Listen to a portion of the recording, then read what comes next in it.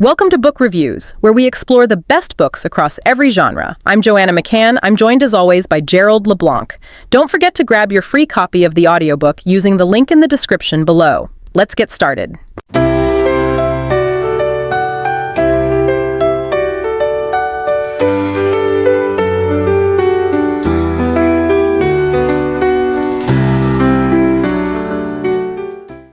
Welcome back, everyone. We're diving deep into Kimberly Snyder's book, The Hidden Power of the Five Hearts. I gotta say, this one's really captured my attention. Oh, yeah. What's got you so hooked? Well, it's not your typical self-help book, you know? Snyder goes way beyond just saying the heart is important. She's talking about unlocking this whole other level of energy and potential. Yeah, I've been really impressed by her approach, too. It's not just fluffy affirmations. She backs up her ideas with solid research and practical techniques. Exactly. And the transformations people are experiencing, it's pretty mind-blowing. She talks about weight loss, overcoming anxiety, even having creative breakthroughs, all by tapping into this heart intelligence. It really does seem like she's onto something powerful. And what's fascinating is how she blends ancient wisdom with modern science. Right. It's not just one or the other. She's bridging the gap between those two worlds. That's what makes it so compelling. We're going to explore those 5 energetic hearts she describes and how they impact, literally every aspect of our lives. 5 hearts. Wait, hold on. I thought we only had one. Where are these other hearts hiding? Well, it's not like we're growing extra hearts in our chests. Okay, good, because that would be a bit freaky. Right. It's more about recognizing these different levels of heart energy that we all have access to. Okay, I'm starting to get it. So these hearts are more like stages of development. Yeah, kind of like a journey of expanding our heart's potential. I'm in.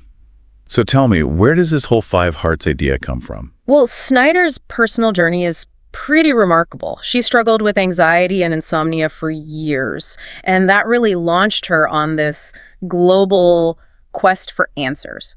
We're not talking a weekend retreat here. This was backpacking across Africa, riding horses through Mongolia, fully immersing herself in different cultures and practices. Wow, that's way more adventurous than your average self-help. And so she wasn't just reading about these concepts, she was living them. Exactly. It was during those travels that she connected with the teachings of Swami Sri Yukteswar. He's the one who actually described these 5 heart stages. So it's an ancient concept. It is. But what makes Snyder's approach unique is how she connects those ancient teachings with modern science, specifically with the research of the HeartMath Institute. Okay, so we've got ancient wisdom and cutting-edge science all rolled into one. I'm liking this already.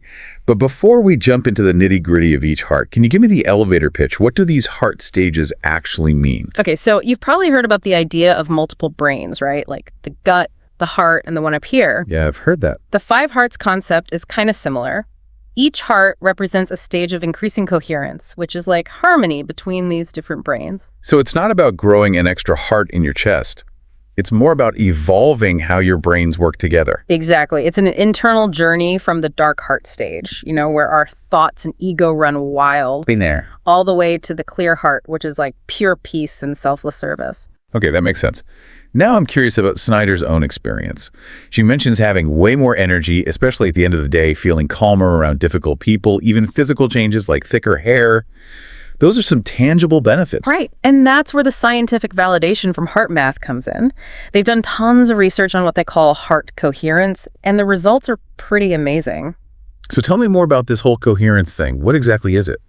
Imagine your heart and brain on the same wavelength, totally in sync. Okay, I can kind of picture that. Think about those times when you're having an awesome conversation, or when you easily express what you need, or when you just make a decision that feels totally right. Those are moments of coherence. I can definitely relate to those. It's like everything's flowing smoothly, like you're in the zone. So what's happening when we're not in that state? That's when we experience incoherence, and it often feels like stress, frustration, even disconnection. And here's the kicker. HeartMath discovered that even just a minute of anger can suppress your immune system for hours. No way. Seriously. Yeah, it's crazy. That's why learning to shift into heart coherence is so crucial. It literally impacts our health. Okay, I'm officially on team coherence. Now let's talk about that dark heart stage. What did that even mean? Is that where we all start? Pretty much. Think of the dark heart as that place where we're disconnected from our true selves, kind of ruled by our anxieties and fears. It's that feeling of being lost, overwhelmed by thoughts. Like your stress response is stuck on overdrive. Oh, yeah. I think we've all been there at some point. That feeling of being on a hamster wheel of worry. Exactly. And Snyder's really honest about her own dark heart moments. She talks about struggling with bulimia, grief after her mom passed away, even the challenges of being a single mom. It's comforting to hear that even someone like Kimberly Snyder has been through those dark periods. Makes it feel less like a personal failing and more like something we can all learn from. So how do we actually get out of that dark heart phase? What are some of the things she suggests? Well, one key thing is connecting to that inner energy source, realizing it's way stronger than those fleeting negative thoughts. She uses this great analogy about loving an imperfect rescue puppy. Like, you see beyond the messy fur and bad breath to that loving heart beneath. Ah, I love that analogy. It reminds us to be kinder to ourselves, even when we're not feeling our best. But what about when you're surrounded by negative people? Isn't that a recipe for staying stuck in the dark heart? Totally. And Snyder addresses that directly. She talks about being mindful of the energy you surround yourself with, spending time with people who lift you up, and minimizing time with those who drain you. That's a good reminder. It's so easy to get caught up in trying to please everyone, but ultimately protecting your own energy is essential. So beyond who we hang out with, are there any other practical tips she suggests? For getting out of the dark heart, I mean. Definitely. Snyder also talks about some lifestyle shifts that can help open up your heart energy, like eating plenty of greens, getting enough sunlight, and spending time in nature. It's amazing how those things can impact our heart intelligence. Diet, environment, relationships. It's all interconnected, isn't it? It really is. Now, moving on from the dark heart, let's imagine that energy starting to shift. That's where the propelled heart comes in. Bring on the propelled heart. What's this stage all about? Is it as action-packed as it sounds? Oh, it definitely is. This is where you're fired up, ready to put your heart's energy into action, trying new things, pushing your boundaries. Snyder tells this awesome story about experiencing pure freedom. She was riding in a pickup truck across Africa, listening to Pink Floyd. I can practically feel the wind in my hair. That's a great image. But I imagine there can be pitfalls in the propelled heart too, right? Like you could end up chasing external achievements or getting caught up in the hustle, even if it's not what your heart truly wants. You hit the nail on the head. That's something Snyder cautions against. She emphasizes that true fulfillment comes from within, not from chasing external validation. It's about aligning your actions with your heart's desires, not just what you think you should be doing. She even talks about how her initial travels were this, chaotic chase for thrills. But it wasn't until she connected with deeper teachings in India that her journey really shifted. So the propelled heart is about taking action, but it's also about inner seeking, that hunger for deeper meaning. Exactly. It's about figuring out what lights you up, what you're truly passionate about, and how to make the most of this crazy, beautiful life. But I imagine even with all that passion, there's still a risk of overthinking things, right? Like you've got the energy, but maybe not the clarity to direct it effectively. That's a great point. It's like having a powerful engine, but not knowing how to steer the car. Exactly. And that's where those heart-aligned practices Snyder describes become essential. They help us cultivate the inner calm and clarity we need to make choices that are truly aligned with our hearts. Those practices sound like the missing piece of the puzzle. I'm definitely eager to hear more about them. But before we get there, what happens after all that propelled heart energy? Do we just keep accelerating forever? Not quite. The next stage is the steady heart. And it's all about integrating all that energy and wisdom into a more balanced, grounded way of being. Ah, so it's the calm after the storm. This is where we learn to handle all that energy responsibly. Exactly. Imagine feeling deeply rooted and centered no matter what's happening around you. You're less reactive, more resilient, able to navigate challenges with, a little more grace. And this is where emotional intelligence really shines. Okay, I'm starting to see the bigger picture here. So instead of being ruled by our emotions, we learn to master them. Sign me up. But if we're being honest, I think a lot of us struggle with that, Staying calm when things get chaotic. Is that normal? Even in the steady heart. Oh, absolutely. It's not about becoming some emotionless robot. It's about understanding and managing your emotions in a healthy way. And that mastery comes from heart intelligence, not just willpower. It's a shift from overthinking to tapping into that deeper wisdom within.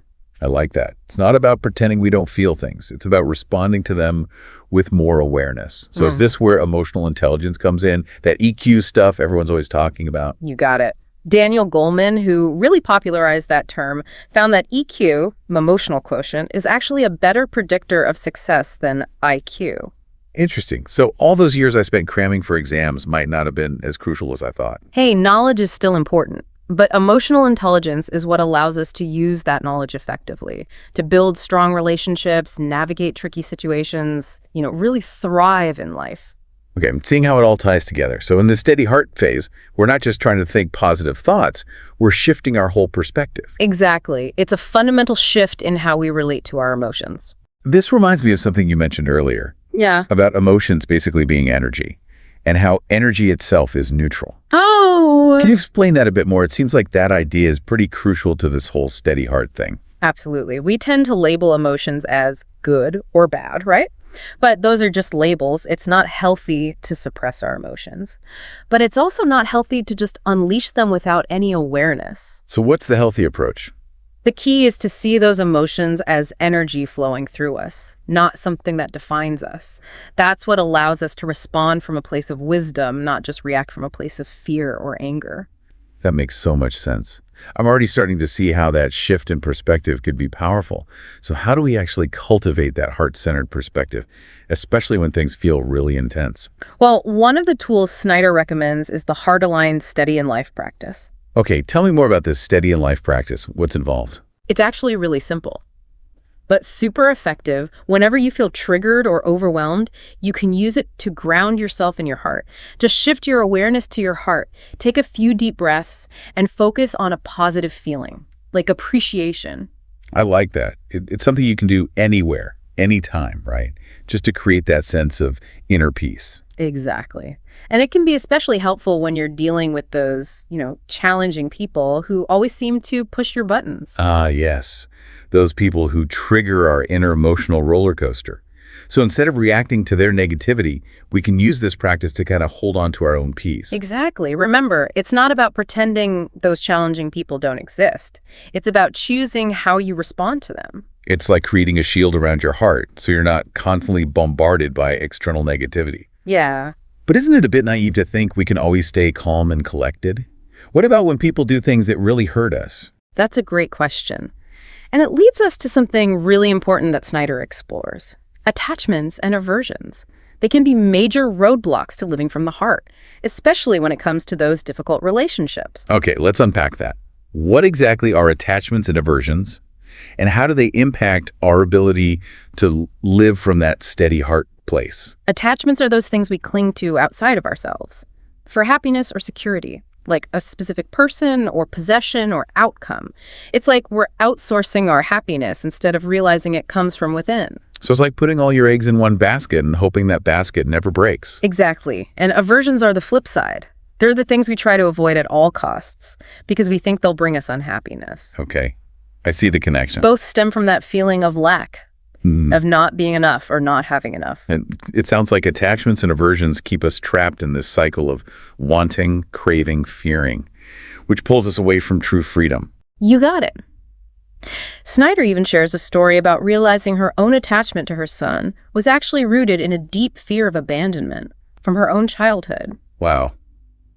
That's really insightful. Yeah. It shows how these attachments can be disguised as something else entirely. So how do we break free from those patterns? Is it even possible? It definitely is, but it takes awareness and a willingness to shift our perspective. The key is recognizing that true love and security, they don't come from external things. They come from within. It's like that saying, you can't love someone else until you love yourself. Exactly. When we connect to that inner wellspring of love, our need for external validation diminishes. We can still enjoy relationships and experiences, but our happiness doesn't depend on them. That sounds incredibly liberating. It's like this weight being lifted, realizing you don't have to control everything outside of yourself to feel okay. Exactly. And that freedom allows us to love others more fully without those, clingy, needy attachments. That's beautiful. So by letting go of the need to control, we actually create more space for genuine connection. And Snyder emphasizes that healing these attachments, it's a journey, not a quick fix. It's about progress, not perfection. Right. Exactly. And becoming aware of the signs of attachment is a huge step.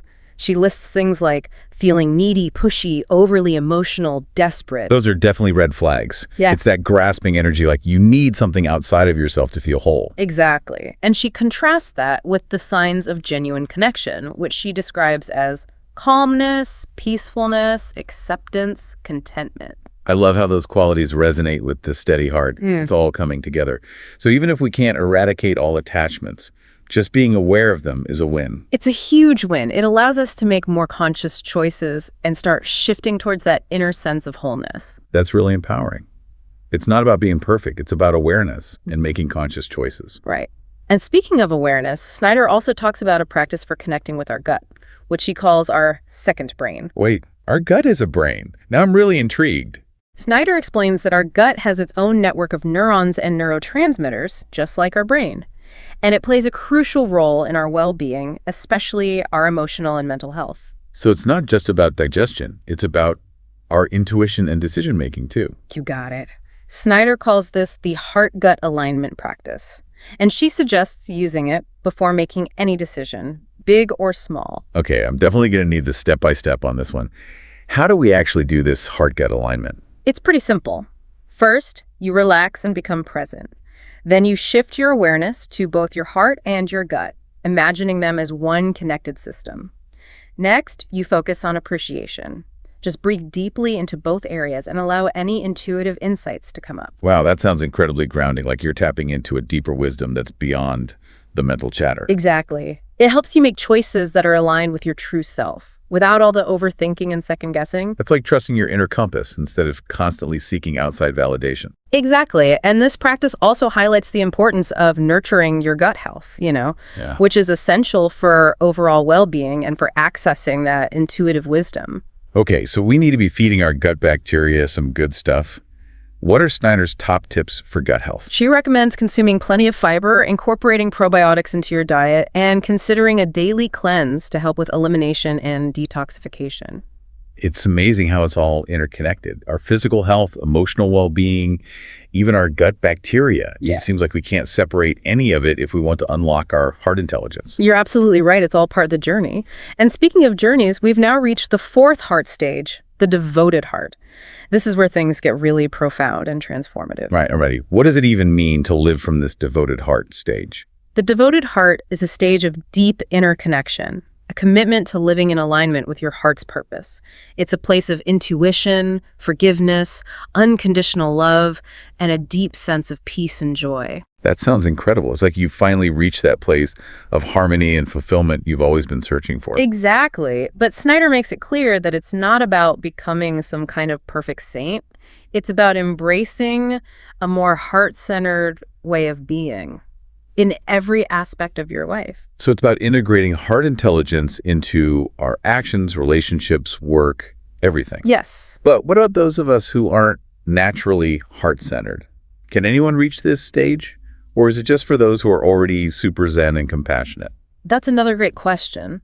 And while it's true that some people might be naturally more inclined towards heart-centered living, Snyder emphasizes that this is a journey we can all embark on, regardless of our starting point. It's about cultivating those qualities of the devoted heart through practice and intention. So it's a skill we can develop, like learning to play an instrument or speak a new language. Exactly. And the more we practice, the more natural it becomes. Okay, I'm feeling encouraged. So what are some of the key practices or principles that help us move towards that devoted heart stage? Well, Snyder emphasizes letting go of the ego's need for control and surrendering to the wisdom of the heart. That sounds good in theory. But letting go of control can be tough, especially in today's world, right? We're constantly bombarded with messages about needing to be in control, achieve, strive. You're absolutely right. It goes against a lot of what society teaches us. But Snyder explains that true abundance actually flows from that place of surrender, from that willingness to let go of our rigid plans and allow life to unfold in its own perfect timing. It's like that saying, let go and let God, right? Yeah, kind of like that. But I'm curious how Snyder defines abundance in this context. That's a great question. Her definition of abundance goes way beyond material wealth or success. She sees abundance as a state of being, a feeling of wholeness, connection, gratitude. That flows from living in alignment with our heart's true desires. So it's not about accumulating things or achievements. It's about cultivating a sense of inner richness and fulfillment. Exactly. And she shares this inspiring story about how she literally bumped into Deepak Chopra on the street, which led to them co-authoring a book. Wow, that's amazing. She emphasizes that she could never have orchestrated that encounter with her mind.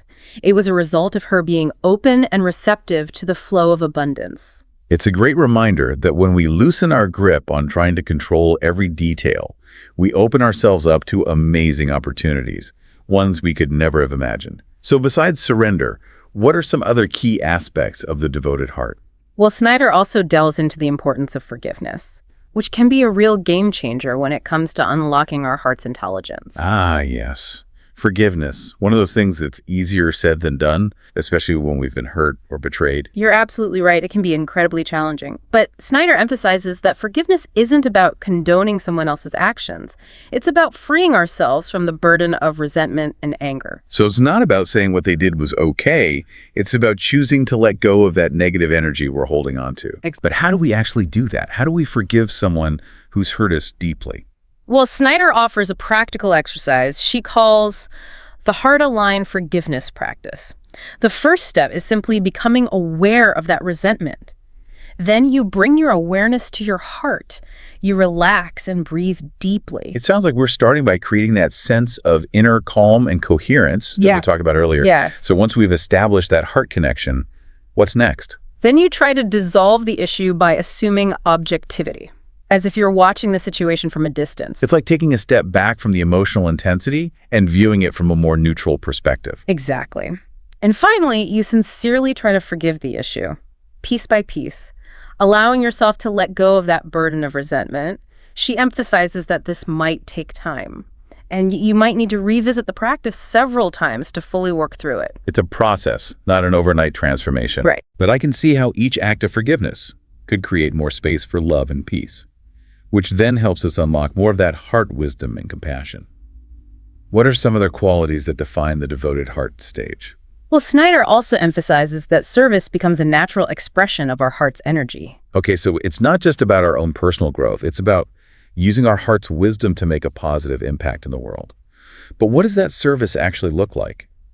Does it mean we all have to quit our jobs and become social workers or activists? Not necessarily. Snyder emphasizes that service doesn't have to be some grand, dramatic gesture. It can be as simple as offering a kind word, lending a helping hand, or simply radiating a positive energy that uplifts the people around you. I love that. It reminds us that even small acts of kindness can make a big difference. And she shares a beautiful story about her Auntie Lourdes, who just radiated pure love and joy wherever she went.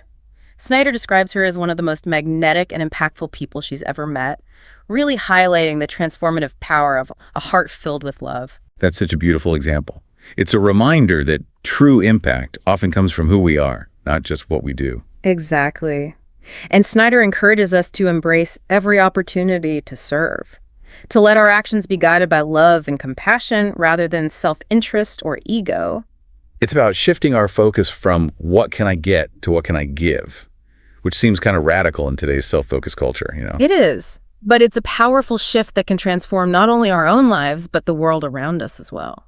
So beyond kindness and compassion, what else does Snyder say about navigating the devoted heart?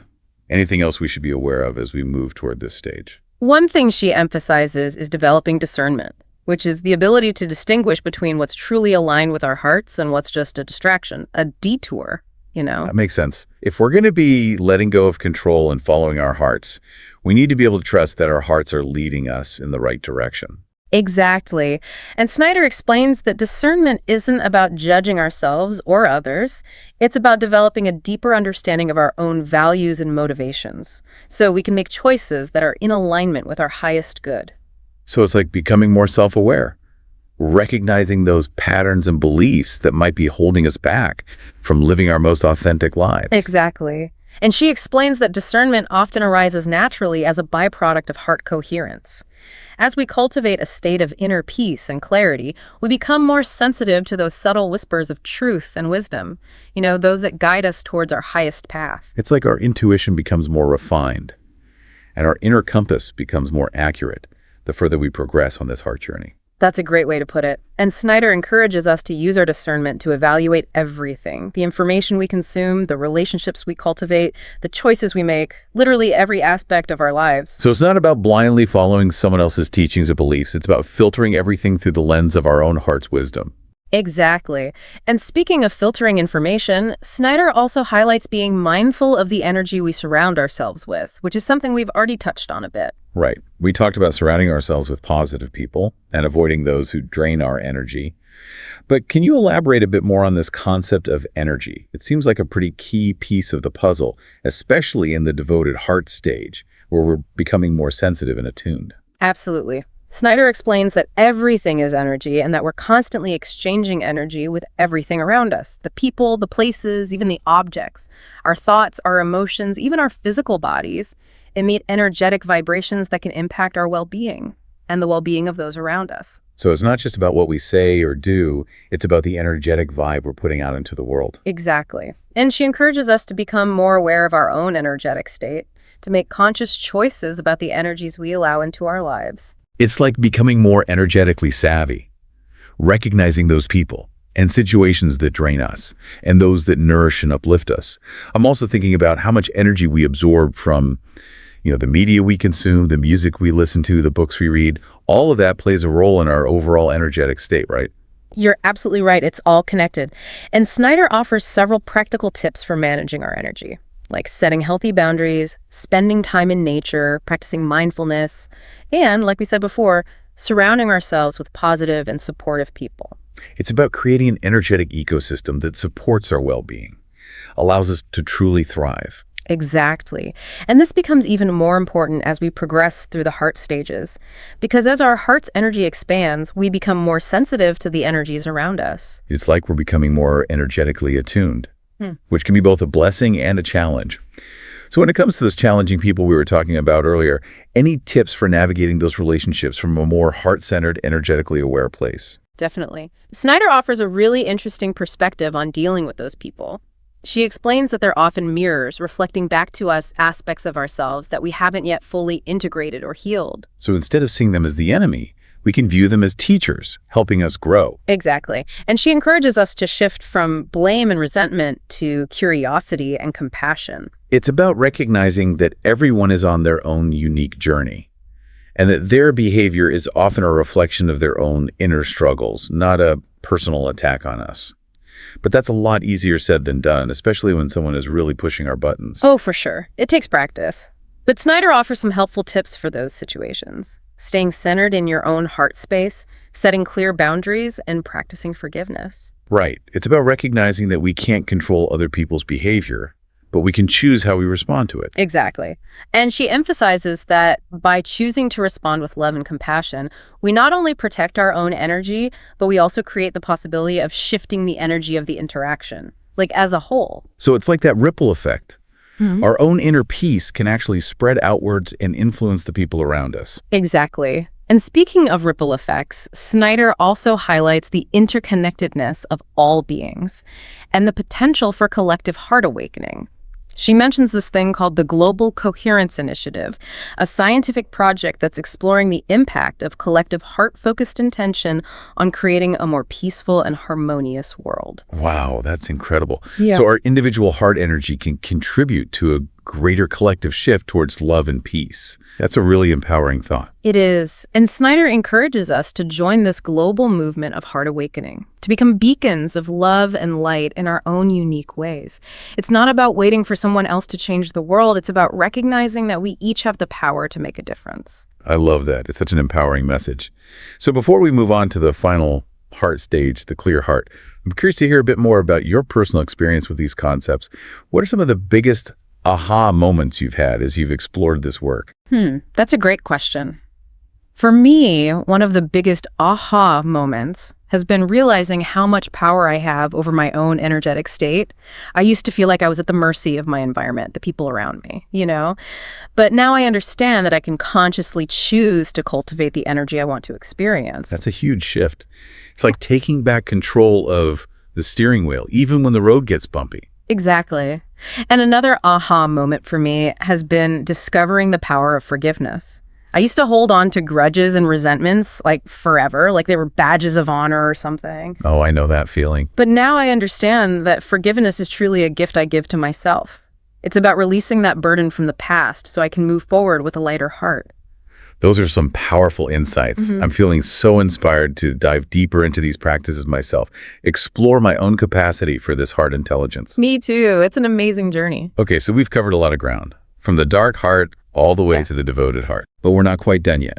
Yeah. There's still one more heart stage to explore, the clear heart, which Snyder describes as like the pinnacle of heart awakening. That's right. The clear heart represents the culmination of this whole journey, where we tap into the fullest expression of our heart's potential. Okay, I'm on the edge of my seat.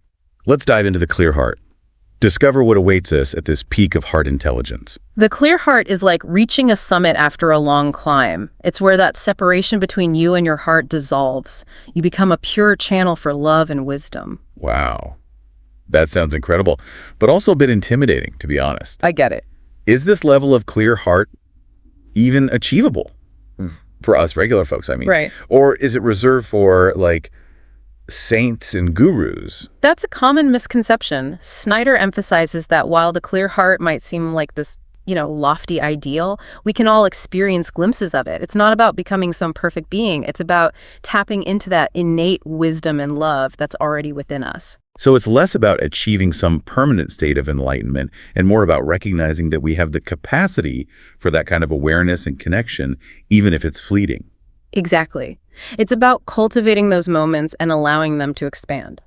And one practice Snyder offers for connecting with that clear heart energy is called the Experiencing Your Abundant Wholeness practice. Okay, color me intrigued. Tell me more about this abundant wholeness practice. Is this something we can do right now? You absolutely can. It's a simple yet powerful practice. You simply find a comfortable position, close your eyes, and shift your awareness to your heart. Take a few deep breaths and focus on the feeling of love. As you breathe, imagine your heart expanding outward, filling your entire being, and extending out into the world. Snyder suggests repeating the mantra, "I am love," to deepen that feeling of connection. I love how accessible that is. It's a reminder that we can connect to that inner wellspring of love and wisdom anytime, anywhere. It's not about escaping to a mountaintop retreat. It's about finding that stillness within, even amidst the craziness of everyday life. That's a beautiful way to put it. And this practice also hints at something Snyder highlights throughout the book: global coherence. The interconnectedness of all beings, and the potential for collective heart awakening. She even mentions the Global Coherence Initiative, a scientific project exploring how collective, heart-focused intention might create a more peaceful world. Wow, that's amazing. So our individual heart energy can actually contribute to a larger shift toward love and peace. It's like we're all part of this giant heart power network working together to raise the vibration of the planet. Exactly. And that's why Snyder encourages us to join this movement of heart awakening, to become beacons of love and light in our own unique ways. It's not about waiting for someone else to change the world. It's about recognizing that we each have the power to make a difference. I love that. It's such an empowering message. So as we wrap up our exploration of the 5 hearts, what are some key takeaways that you hope our listeners will carry with them? For me, one of the biggest takeaways is that this journey of heart awakening is ongoing. It's not like a destination you arrive at and then you're done. It's about continually choosing to live from the heart, moment by moment, allowing our love and wisdom to guide us. It's about showing up with an open heart, even when things get tough, trusting that we're exactly where we're supposed to be, learning and growing along the way. And one thing I keep coming back to is the power of those heart-aligned techniques that Snyder describes. They seem so simple, yet so profound. Absolutely. And Snyder has woven those practices throughout the book, offering specific techniques for everything from cultivating coherence, to managing triggers, to accessing intuition, to fostering forgiveness. Can you remind us about a few of those techniques? I know we touched on some earlier, but I'm ready to dive in a little deeper. Sure. One of the core practices is the heart aligned meditation, which we talked about briefly in relation to the clear heart stage. It's a simple but powerful meditation that helps to calm the nervous system, shift our focus from the head to the heart, and create a state of coherence. Right. It's that practice where we focus on our heart, breathe deeply, and cultivate feelings of appreciation or gratitude. I'm sensing a theme here. A lot of this comes down to breath work and cultivating positive emotions. You're absolutely right. Snyder emphasizes that our breath is one of the most powerful tools we have for regulating our nervous system and shifting our energy. And by consciously cultivating positive emotions like appreciation, gratitude, and compassion, we're essentially rewiring our brains to experience more joy, peace, and connection. It's like we're training our hearts to become more resilient, more open, more responsive to the beauty and love that surrounds us. So beyond the heart-aligned meditation, what are some other key techniques we should know about? Well, another one we touched on briefly is the Heart-Align Harmonized method, which is specifically designed for those moments when we're feeling triggered or overwhelmed. It's a quick and efficient way to shift out of reactivity and into a more heart-centered state of awareness. So it's like a first aid kit for our emotional well-being, something we can use in those moments when we feel ourselves getting hooked by the drama. Exactly. And the steps are really simple. First, you become aware of the trigger, that person or situation that's pushing your buttons. Then you shift your attention to your heart, take a few deep breaths, and focus on generating a positive emotion, like appreciation. It's like we're interrupting the stress response and choosing to respond from a place of love rather than fear or anger. So once we've created that sense of inner calm, what's next? Do we just ignore the problem? Not necessarily. Once you've established that heart connection, you can then ask your heart for guidance on how to best navigate the situation. It's about trusting our intuition to lead us toward the most loving and aligned course of action. And I'm guessing this takes practice, right? It's not like our intuition suddenly becomes this booming voice shouting instructions at us. You're right. It's definitely a subtle voice. And it takes practice to learn to listen. But the more we tune in, the clearer that guidance becomes. And the final step of the Heart-Align Harmonized method is to take action, aligning our choices and behavior with that heart-centered wisdom. So it's not just about feeling good. It's about taking aligned action that moves us toward our highest good, even in the face of challenges. I'm loving these practical tools. Are there any other heart-aligned techniques that you think are particularly important for navigating this journey? Well, one that stands out is the Heart-Aligned Steady in Life practice, which we discussed in relation to the steady heart stage. It's a beautiful practice for cultivating resilience and staying grounded amidst the ups and downs of life. Right. It's that practice where we focus on our heart, breathe deeply, and cultivate feelings of appreciation, even when things feel chaotic or overwhelming. Exactly. And it's a practice that we can use anytime, anywhere to create that sense of inner stability and peace. Snyder even suggests using it before making important decisions or having difficult conversations, as it helps to create a state of clarity and coherence. It's like we're accessing that inner wisdom that's always available to us, but that we often can't hear when our minds are racing and our emotions are running high. That's a great way to put it. And another technique that Snyder emphasizes is the heart-aligned forgiveness practice, which we explored in relation to the devoted heart. This practice helps us to release the burden of resentment and anger so we can experience more freedom and joy. Forgiveness is such a powerful practice, but it can also be incredibly challenging, especially when we've been deeply hurt. I'm curious, are there any other practical tools or tips that Snyder offers for navigating that sometimes messy terrain of forgiveness? Absolutely. One of the things Snyder emphasizes is that forgiveness is a process, not a one-time event. It's something we might need to practice repeatedly, especially when dealing with those deep-seated wounds. She also encourages us to be patient and compassionate with ourselves, recognizing that forgiveness takes time. And it might not always be linear. Sometimes you might take 2 steps forward and 1 step back, and that's okay. The important thing is to just keep moving toward that space of love and release. That's a great reminder. It's about progress, not perfection. And I love how Snyder emphasizes that forgiveness isn't about condoning someone else's actions. It's about freeing ourselves from the burden of that resentment and anger. It's a gift we give ourselves as much as to the other person.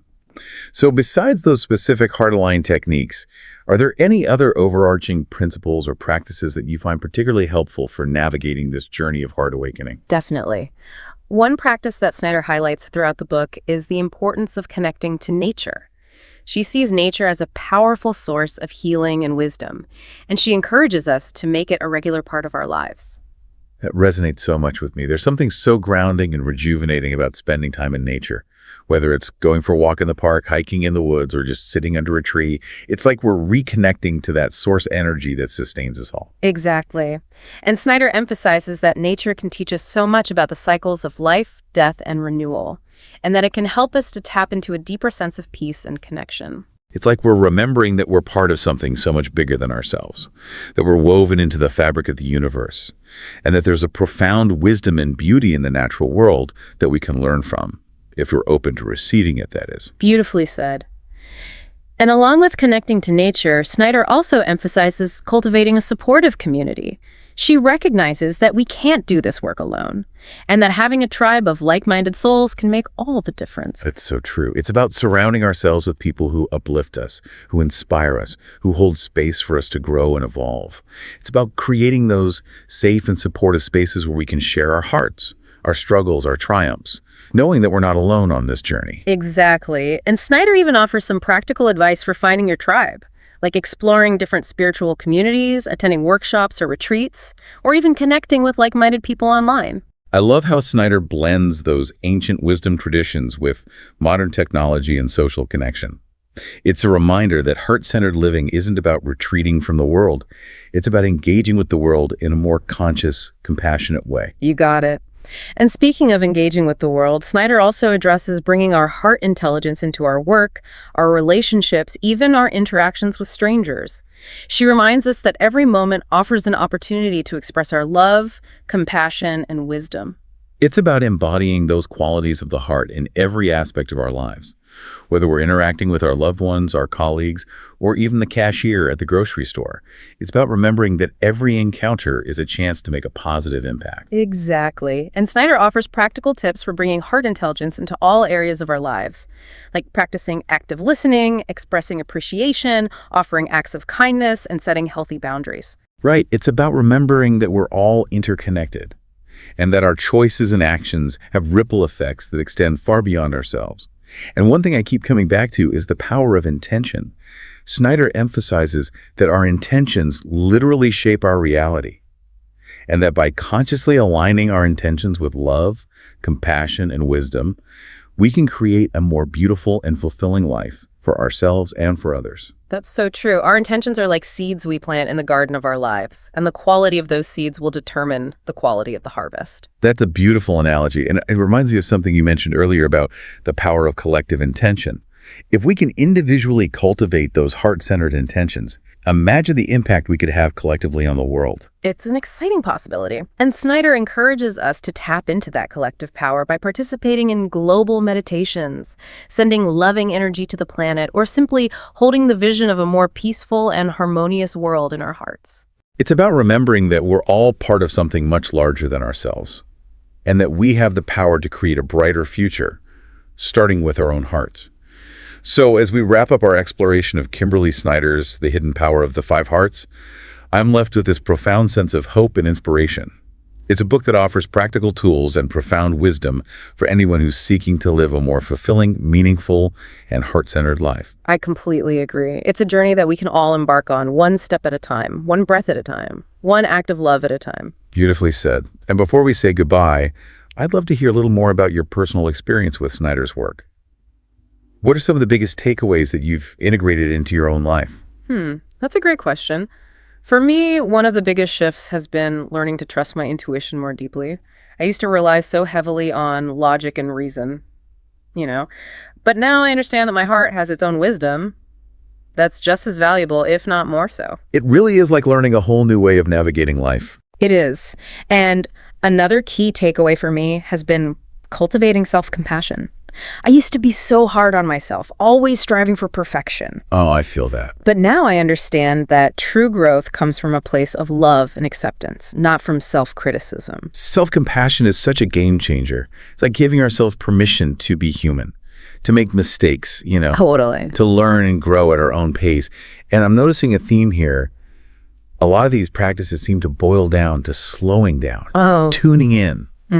Listening to that inner voice of wisdom that's always there. You're so right. It's about creating that inner stillness, even amidst all the chaos of modern life, making space for our hearts to speak, and trusting that our hearts will guide us. So we've explored the dark heart, ridden the wave of the propelled heart, found our footing in the steady heart, and even glimpsed the devoted heart. Right. Now we're at the threshold of the clear heart, the peak of heart intelligence. What awaits us in this final stage? The clear heart. It's like the culmination of the whole journey, where you're not just tapping into love and wisdom, you're embodying them. Okay, I'm picturing like a radiant being glowing with love and light. It's not necessarily about outward appearances, though there can be a noticeable shift. It's more about an inner transformation, a merging of the ego and the heart where you become a pure channel for love and wisdom. That sounds both beautiful and a bit daunting. Is this clear heart something we can actually achieve? Or is it just a theoretical ideal? Snyder emphasizes that the clear heart isn't some far-off destination. It's something we can experience in glimpses. Moments of pure presence, connection, flow. Those moments where we're acting from a place of deep love and wisdom. So it's not about reaching some permanent state of enlightenment. It's more about recognizing that we have the capacity for that kind of awareness, even if it's just for a moment. Exactly. And those moments can expand with practice. Snyder even gives a practice for connecting with the clear heart. She calls it the experiencing your abundant wholeness practice. Okay, I'm all ears. What does this abundant wholeness practice involve? Well, you find a comfortable position, close your eyes, and bring your attention to your heart. Breathe deeply, and as you do, focus on the feeling of love. Imagine your heart expanding outward, filling your entire being, and then extending out into the world. Like we're radiating that love outward. Yes, and Snyder suggests using the mantra, I am love, to really deepen that connection. I love that. It's so simple, yet so powerful. It reminds us that we can tap into this infinite wellspring of love anytime, anywhere. We don't have to wait for the perfect conditions. We can create those conditions within ourselves. Right. It's about accessing that inner peace and then allowing it to ripple outward. This reminds me of our conversation about global coherence. Oh, yeah. You know, that idea that we're all energetically interconnected. Exactly. As we cultivate these clear heart states, we're not just transforming ourselves, we're contributing to a larger shift in consciousness. Right, because everything is energy. Yes. So as we radiate more love, compassion, wisdom, we're actually impacting the energy field around us. It's like we're each adding our light to this collective luminescence. That's a beautiful image. It's like you're each a tiny spark, and when we ignite our own hearts, it helps to illuminate the path for others. So as we wrap up our exploration of the 5 hearts, is there one final message, a takeaway you'd like to leave our listeners with? This journey of heart awakening is a lifelong adventure. It's not about perfection, it's about progress. It's about continually choosing to come back to the heart. And trusting that the heart will guide us, even when the path is uncertain. Yes. Well, what an incredible journey it's been. Thank you so much for sharing your wisdom with us. It's been my pleasure. And to all our listeners, thank you for joining us on this deep dive. We encourage you to explore Snyder's book and discover the hidden power within your own heart. And that's our summary for today. We hope you enjoyed it. Don't forget to grab your free copy of the audiobook using the link in the description below. See you next time.